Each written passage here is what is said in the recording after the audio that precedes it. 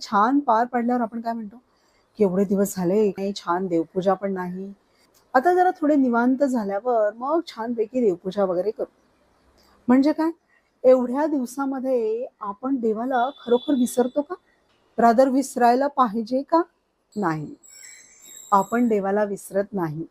आपण त्याच्यावर काहीतरी पर्याय शोधून काढतो. माझ्यापुरतं म्हणाल ना, तर ह्याच्यावर मी एक उपाय शोधून काढलाय. म्हणजे आपण जेव्हा खूप बिझी असतो, मग काय करायचं? ती कसर कशी भरून काढायची? तर सतत नामस्मरण करायचं. म्हणजे तुमच्या ज्या कोणत्या देवावर अगदी गाढ श्रद्धा आहे, त्या देवाचं नाव सतत मनात घेत राहायचं.